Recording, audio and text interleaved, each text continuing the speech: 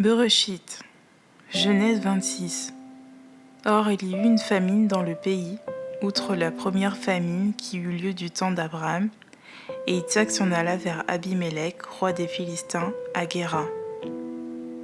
Yahvé lui apparut et lui dit : Ne descends pas en Égypte, demeure dans le pays que je te dirai. Demeure dans ce pays-ci, je serai avec toi, et je te bénirai, car je donnerai toutes ces contrées à toi et à ta postérité, et j'accomplirai le serment que j'ai juré à ton père Abraham. Je multiplierai ta postérité comme les étoiles du ciel. Je donnerai ces contrées à ta postérité, et toutes les nations de la terre seront bénies en ta postérité. Parce qu'Abraham a obéi à ma voix, et qu'il a gardé mon ordonnance, mes commandements, mes statuts et ma Torah. Et Isaac demeura à Guéra. Et quand les hommes du lieu posaient des questions sur sa femme, il disait : C'est ma sœur. Il craignait en effet de dire : C'est ma femme, de peur que les habitants du lieu ne le tuent à cause de Rebecca, car elle est belle de figure. Il arriva qu'Abimélec, roi des Philistins, regardant par la fenêtre, vit Isaac plaisanter avec Rebecca sa femme. Alors Abimélec appela Isaac et lui dit : Voici, c'est véritablement ta femme. Comment as-tu pu dire c'est ma sœur ? Et Isaac lui répondit : Je me disais que je risquerais de mourir à cause d'elle. Et Abimélec dit : Que nous as-tu fait ? Il s'en est peu fallu que quelqu'un du peuple n'ait couché avec ta femme. Et tu aurais fait venir la culpabilité sur nous. Abimélec donc fit une ordonnance à tout le peuple en disant : Celui qui touchera à cet homme ou à sa femme, il mourra. Isaac sema dans cette terre-là, et il recueillit cette année-là le centuple, car Yahvé le bénit. Cet homme devint grand, et alla toujours en augmentant, jusqu'à ce qu'il devint extrêmement grand.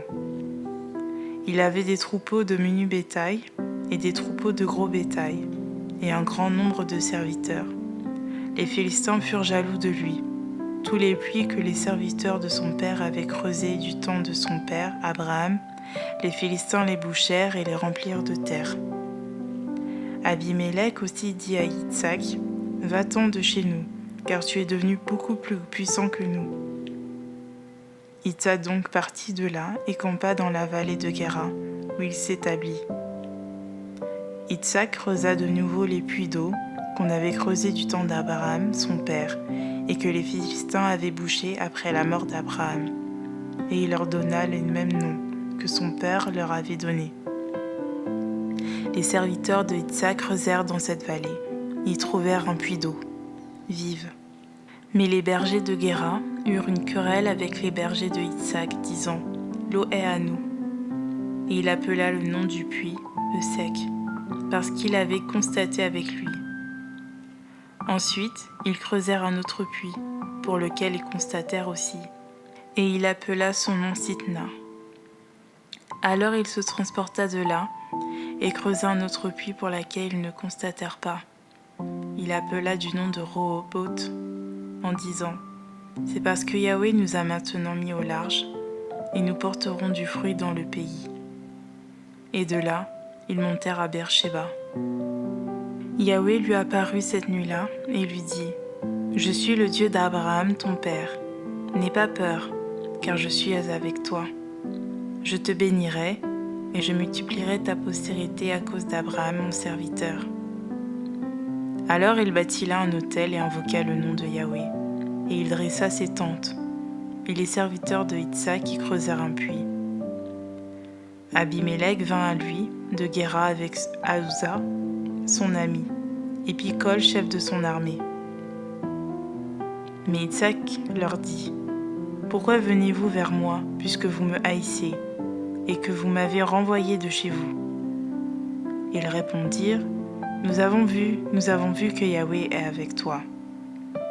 C'est pourquoi nous avons dit qu'il y ait maintenant un serment solennel entre nous, c'est-à-dire entre nous et toi. Traitons alliance avec toi. Jure que tu ne nous feras aucun mal, de même que nous ne t'avons pas maltraité. que nous t'avons fait seulement du bien et que nous t'avons laissé partir en paix, toi qui es maintenant béni de Yahweh. » Alors il leur fit un festin et ils mangèrent et burent. Ils se levèrent de bon matin et se lièrent l'un à l'autre par un serment. Puis Isaac les renvoya et ils s'en allèrent en paix. Ce même jour, les serviteurs de Isaac vinrent lui parler du puits qu'ils avaient creusé et lui dirent : « Nous avons trouvé de l'eau. » Et il appela Shiba. C'est pourquoi le nom de la ville a été Beersheba jusqu'à aujourd'hui. Esav, âgé de 40 ans, prit pour femme Yehudi, fille de Béri, le Héthien, et Basmath, fille d'Élon, le Héthien. Elles furent un sujet d'amertume pour l'esprit de Yitzhak et de Rebecca. Bereshit 27, Bible de Jésus-Christ. Et il arriva que quand Yitzhak fut devenu vieux, et que ses yeux furent si affaiblis qu'il ne pouvait plus voir, il appela Esav, son fils aîné, et lui dit : « Mon fils. » Et il lui répondit : « Me voici. » Isaac lui dit : « Voici maintenant je suis devenu vieux, et je ne connais pas le jour de ma mort. Maintenant donc je te prie, prends tes armes, ton narquois et ton arc, et va dans les champs, et chasse-moi du gibier. Apprête-moi un mets, comme j'aime, et apporte-le-moi, afin que je mange, et que mon âme te bénisse avant que je meure. » Or Rebecca écoutait pendant que Isaac parlait à Esav, son fils. Esav donc s'en alla dans les champs pour chasser du gibier, et pour le rapporter. Et Rebecca parla à Yaakov, son fils, et lui dit : « Voici, j'ai entendu parler ton père à Esav, ton frère, en disant : Apporte-moi du gibier et fais-moi un mets afin que je le mange, et je te bénirai devant Yahweh avant de mourir. Maintenant donc, mon fils, obéis à ma parole, et fais ce que je vais t'ordonner. Va maintenant à la bergerie, et prends-moi là 2 bons chevreaux parmi les chèvres, et j'en ferai un mets pour ton père comme il aime. » Yaakov répondit à Rebecca sa mère : « Voici Esav, mon frère, est un homme velu, et je suis un homme sans poil. Peut-être que mon père me palpera-t-il, et il me regardera comme un homme qui a voulu le tromper, et j'attirerai sur moi sa malédiction, et non sa bénédiction. » Sa mère lui dit : « Que ta malédiction soit sur moi, mon fils. Écoute seulement ma voix, et va me les prendre. » Yaakov alla les prendre, et les apporta à sa mère, et sa mère fit un mets comme son père aimait. Puis Rebecca prit les plus précieux habits d'Esav, son fils aîné, qu'elle avait dans la maison, et elle les fit mettre à Yaakov, son fils cadet. Elle couvrit ses mains et son cou, qui était sans poil, des peaux des chevreaux. Il vint vers son père et lui dit : « Mon père. » Il répondit : « Me voici. »« Qui es-tu, mon fils ?» Yaakov répondit à son père : « Je suis Esav, ton fils aîné. J'ai fait ce que tu m'as dit. Lève-toi, je te prie. Assis-toi et mange de mon gibier, afin que ton âme me bénisse. » Isaac dit à son fils : « Et quoi ? Tu en as déjà trouvé, mon fils ? » Et il dit : « Yahweh ton Dieu l'a fait venir devant moi. » Isaac dit à Yaakov : « Approche-toi, je te prie, mon fils, et que je te touche, afin que je sache si tu es mon fils Esav ou non. » Yaakov donc s'approcha de son père Isaac, qui le palpa et dit : « Cette voix est la voix de Yaakov, mais ses mains sont les mains d'Esav. » Et il ne le reconnut pas, car ses mains étaient velues comme les mains de son frère Esav, et il le bénit. Il dit : « C'est toi mon fils Esav. » Il répondit : « Je le suis. » Isaac lui dit : « Apporte-moi donc la viande, et que je mange du gibier de mon fils, afin que mon âme te bénisse. » Yaakov l'apporta, et Isaac mangea. Et il lui apporta aussi du vin, et il but. Puis Isaac, son père, lui dit « Approche-toi, je te prie, et embrasse-moi, mon fils. » Yaakov s'approcha et l'embrassa. Il sentit l'odeur de ses vêtements et le bénit en disant « Voici l'odeur de mon fils, comme l'odeur d'un champ que Yahweh a béni. » Que Dieu te donne la rosée du ciel et de la graisse de la terre, du blé et du vin en abondance.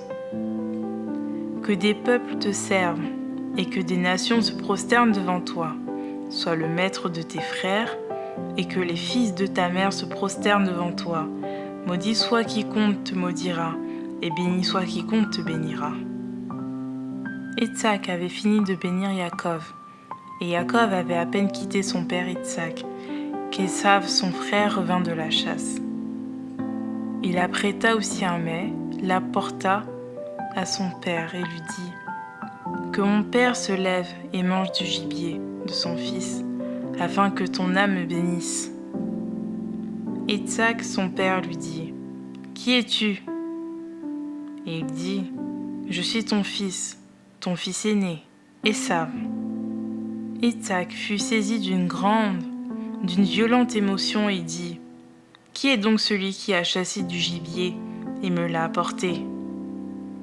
J'ai mangé de tout avant que tu ne viennes, et je l'ai béni. Aussi sera-t-il béni ?»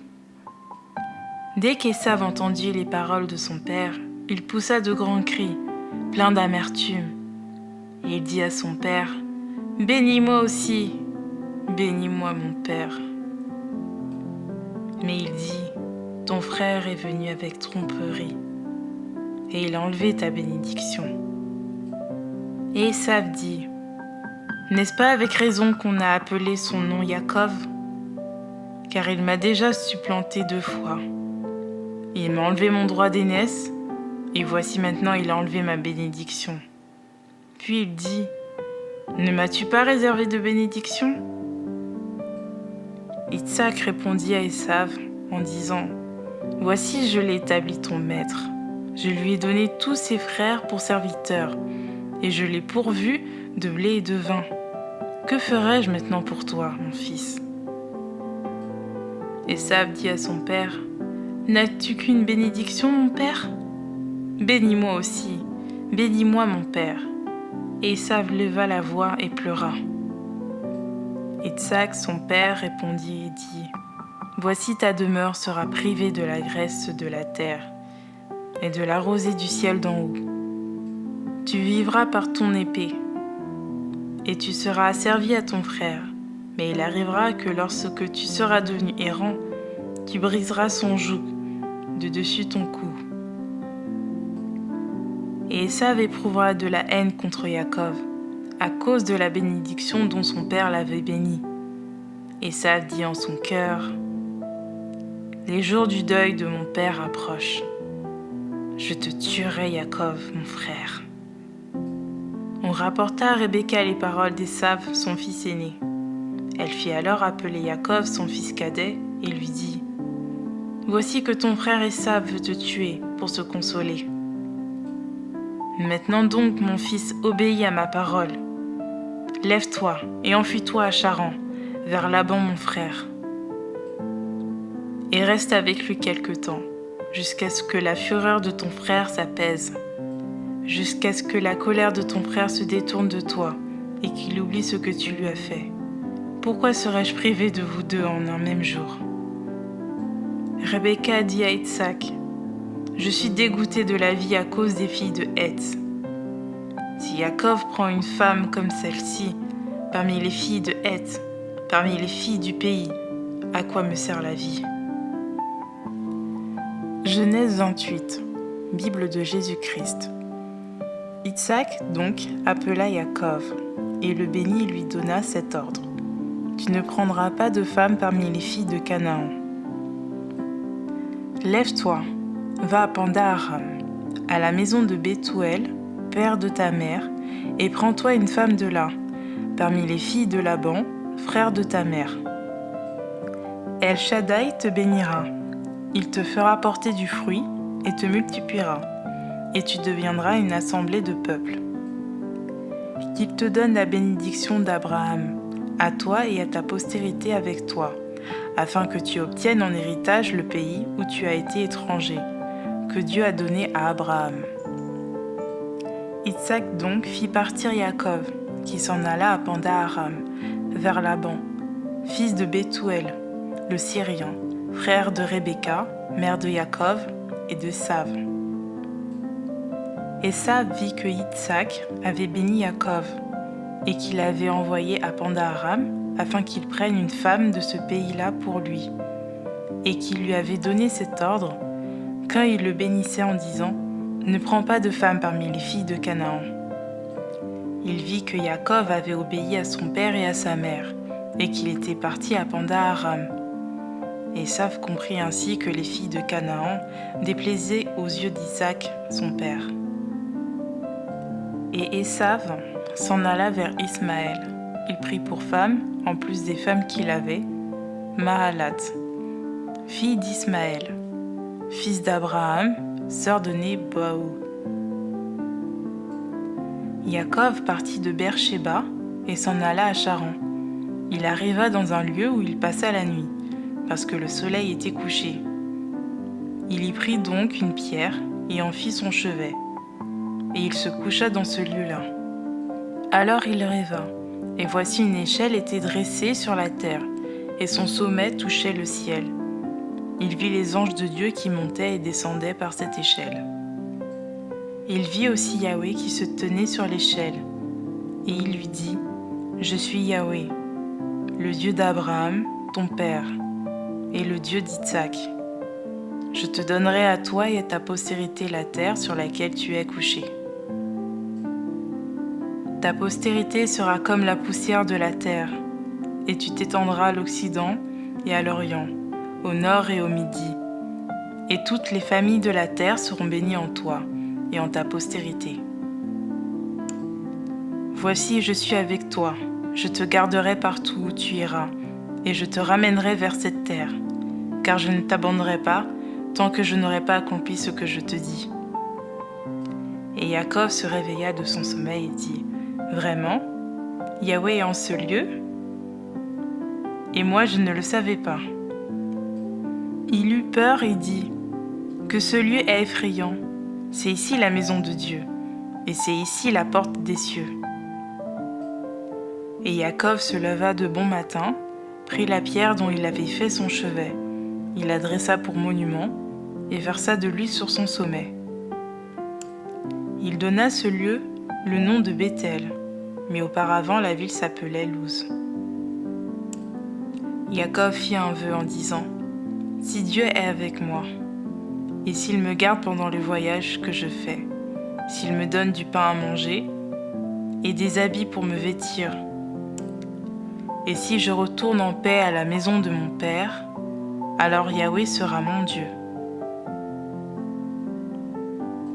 Cette pierre que j'ai dressée pour monument sera la maison de Dieu, et je te donnerai la dîme. Je te donnerai la dîme de tout ce que tu me donneras. » Genèse 29, Bible de Jésus-Christ. Jacob donc se mit en chemin et s'en alla au pays des fils de l'Orient. Il regarda et aperçut un puits dans un champ. Et près de ce puits, il aperçut 3 troupeaux de brebis couchés. Car c'était à ce puits qu'on abreuvait les troupeaux. Et il y avait une grosse pierre sur l'ouverture du puits. Tous les troupeaux se rassemblaient là. On roulait la pierre de dessus l'ouverture du puits, on abreuvait les troupeaux et on remettait la pierre à sa place, sur l'ouverture du puits. Jacob leur dit, « Mes frères, d'où êtes-vous » Ils répondirent, « Nous sommes de Charan. » Il leur dit, « Connaissez-vous Laban, fils de Nachor » Ils répondirent, « Nous le connaissons. » Il leur dit, « Est-il en paix » Ils lui répondirent, « Il est en paix, et voici Rachel sa fille, qui vient avec le troupeau. » Il dit, « Voici il est encore grand jour, ce n'est pas le moment de rassembler les troupeaux. Donnez à boire aux brebis, puis allez les faire paître. » Ils répondirent, « Nous ne le pouvons pas. » jusqu'à ce que tous les troupeaux soient rassemblés et qu'on ait ôté la pierre du dessus l'ouverture du puits, afin d'abreuver les troupeaux. Comme il parlait encore avec eux, Rachel arriva avec le troupeau de son père, car elle était bergère. Lorsque Jacob vit Rachel, fille de Laban, frère de sa mère, et le troupeau de Laban, frère de sa mère, il s'approcha et roula la pierre de dessus l'ouverture du puits, et abreuva le troupeau de Laban, frère de sa mère. Et Jacob embrassa Rachel, et il éleva sa voix et pleura. Jacob apprit à Rachel qu'il était frère de son père, et qu'il était fils de Rebecca. Elle courut le rapporter à son père. Dès que Laban eut entendu parler de Jacob, fille de sa sœur, il courut au-devant de lui. Il le prit dans ses bras et l'embrassa. Et il le fit venir dans sa maison. Et Jacob raconta à Laban tout ce qui lui était arrivé. Et Laban lui dit, « En effet, tu es mon os et ma chair. » Jacob demeura 1 mois entier chez Laban. Puis Laban dit à Jacob, « Me serviras-tu pour rien parce que tu es mon frère ? Dis-moi quel sera ton salaire. » Or, Laban avait 2 filles. L'aînée s'appelait Léa et la cadette Rachel. Léa avait les yeux délicats, mais Rachel était belle de taille et belle de figure. Jacob aimait Rachel et il dit, « Je te servirai 7 ans pour Rachel, ta cadette. » Et Laban répondit, « Il vaut mieux que je te la donne que de la donner à un autre homme. Demeure avec moi. » Ainsi Jacob servit 7 années pour Rachel. Elles furent à ses yeux comme quelques jours, parce qu'il l'aimait. Et Jacob dit à Laban, « Donne-moi ma femme, car mon temps est accompli, et j'irai vers elle. » Laban réunit tous les gens du lieu et fit un festin. Mais quand le soir fut venu, il prit Léa sa fille et l'emmena vers Jacob, qui s'approcha d'elle. Et Laban donna Zilpa sa servante à Léa, sa fille pour servante. Le matin arriva, et voilà que c'était Léa. Alors Jacob dit à Laban, « Qu'est-ce que tu m'as fait? N'ai-je pas servi chez toi pour Rachel? Et pourquoi m'as-tu trompé ?» Laban répondit, « Cela ne se fait pas chez nous, de donner la plus jeune avant l'aînée. Achève la semaine avec celle-ci, et nous te donnerons aussi l'autre, pour le service que tu feras encore chez moi 7 autres années. » C'est ce que fit Jacob. Il acheva la semaine avec Léa, et Laban lui donna aussi pour femme Rachel sa fille.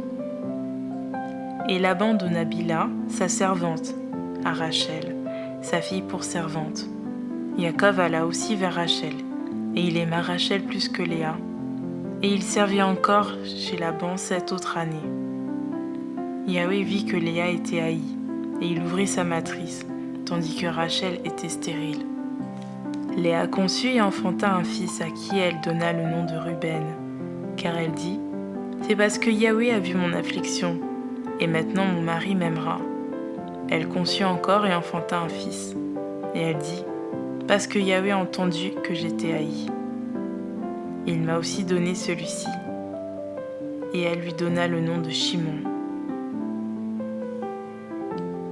Elle conçut encore et enfanta un fils, et elle dit, « Maintenant mon mari s'attachera à moi, car je lui ai enfanté 3 fils. » C'est pourquoi on lui donna le nom de Lévi. Elle conçut encore et enfanta un fils, et elle dit, « Cette fois je louerai Yahweh. » C'est pourquoi elle lui donna le nom de Yehuda. Et elle cessa d'avoir des enfants.